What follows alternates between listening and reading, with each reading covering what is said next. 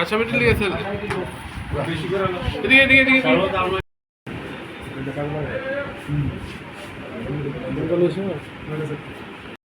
আসামিটা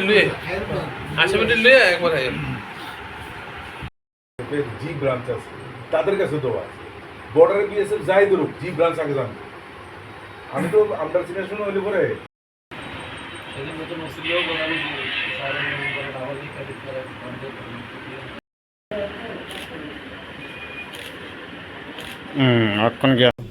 actually ঘটনা হচ্ছে গত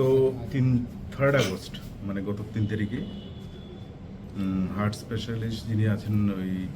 রাকেশ দাস ডক্টর রাকেশ দাস ওনার বাড়ি দুর্গাচৌমনি ওনার বাড়ি থেকে উনি জেনারেলি প্রতিদিনই বিকাল 5টায় বাড়ি থেকে বেরিয়ে যান এবং ওনার বাবা শঙ্কর দাস ওনারা সবাই এই টাইমটাতে ওনারা বাড়িতে থেকে বেরিয়ে যান এটা সবাই হয়তো ফলো করেছে চোরেরা ওরা ফলো করে বাড়ির ভেতর ঢুকে ওনাদের উপরের যে মন্দির আছে ঠাকুরের মন্দির থেকে সোনার জিনিস যা আছে সেগুলো নিয়ে গেছে তো সব কিছু মিলিয়ে 3 ভরি হয়তো একটু বেশি হতে পারে তো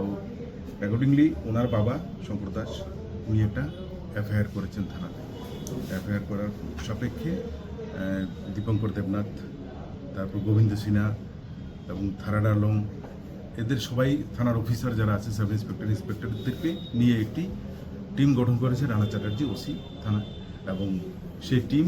প্লেন ক্লথে এবং ইউনিফর্মে বিভিন্ন জায়গায় বিভিন্ন সোর্সের মাধ্যমে খবর বার করে এবং সেই কেসে যারা যুক্ত ছিল যারা চুরি করেছে বিশেষ করে যিনি ভিকি তাঁতি এবং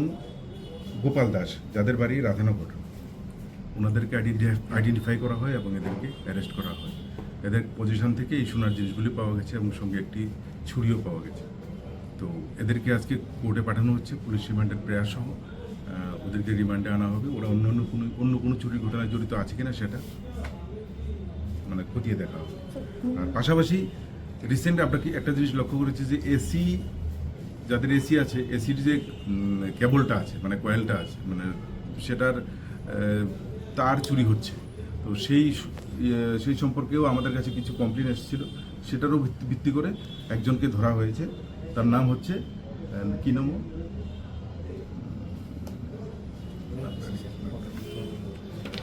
আচ্ছা ওকেও অ্যারেস্ট করা হয়েছে ওর নাম হয়েছে রাজেশ নাম ওর বাড়ি হচ্ছে আড়ালিয়া ওর কাছ থেকেও অনেকগুলি কম্প্রেসার এবং কিছু ওয়্যার পাওয়া গেছে তো ওকেও আজকে কোর্টে পাঠানো হচ্ছে রিমান্ডের প্রয়াস তো ওর কাছ থেকেও বিস্তারিত আমরা জেনে নেব কোথা থেকে ওরা চুরি করেছে বা ওর সাথে আর কারা জড়িত আছে যারা রাধানগর থেকে আটক করা হয়েছে আর রাজেশকে আটক করা হয়েছে টাউনের মানে জয়নগরের কাছাকাছি রাত্রিবেলা